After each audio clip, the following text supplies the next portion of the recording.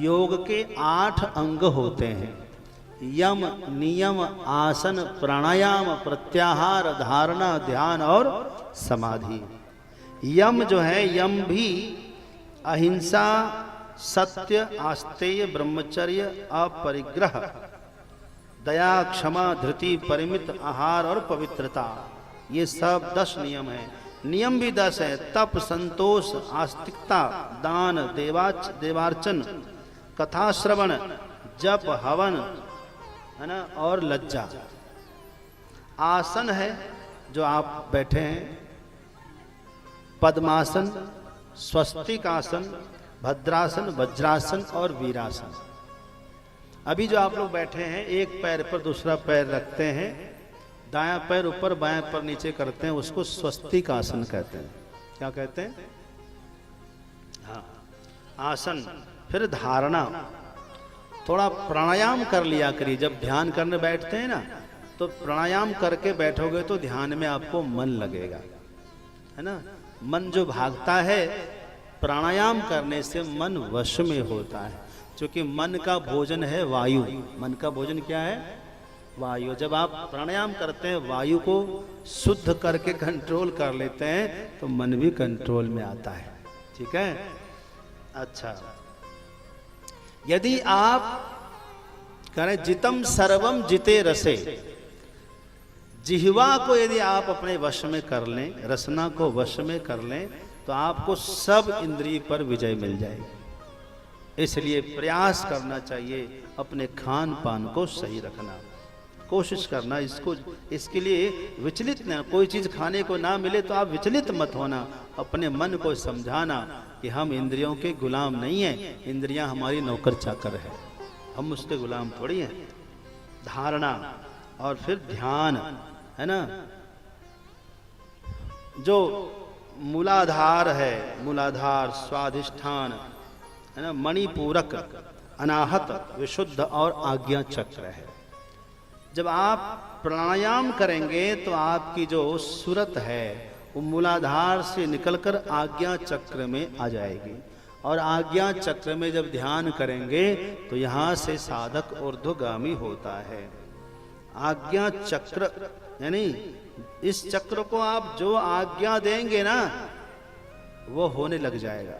मैंने एक बार कुछ बच्चों को बिठाया था परीक्षा के लिए। छोटे छोटे बच्चे होते हैं ना, उनको बिठाओ।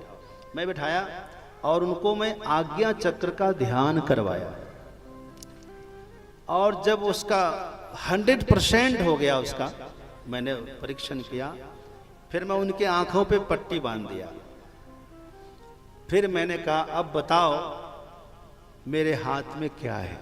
तो बच्चे बताने लग गए।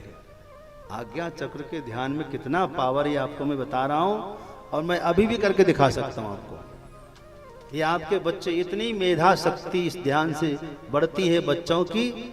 आज्ञा चक्र के ध्यान से स्मरण शक्ति बढ़ जाती है।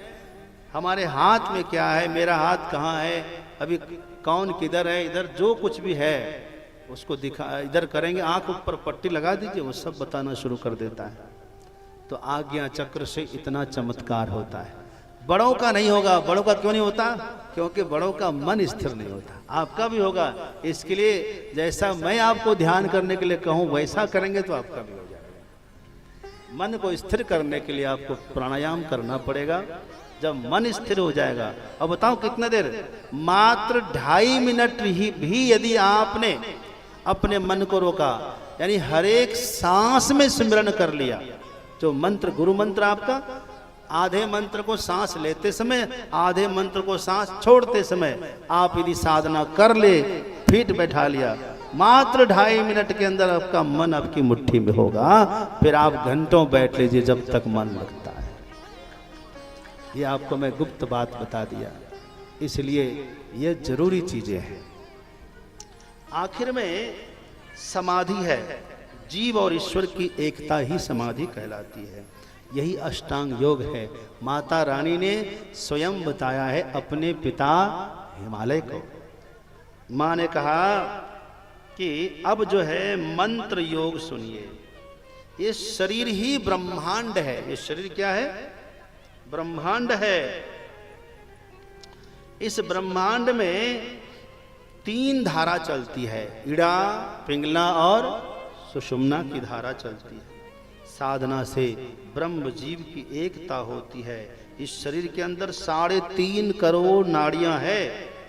3 कोट्यस तदर्धेन शरीरे नाट्यो मताः तासु मुख्या 10 प्रोक्ता।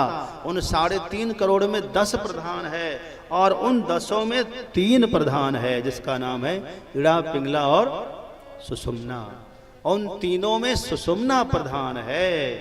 इस प्रकार से सुषुम्ना का जो ध्यान करते हैं उनके सारे चक्र भी जागृत हो जाते हैं।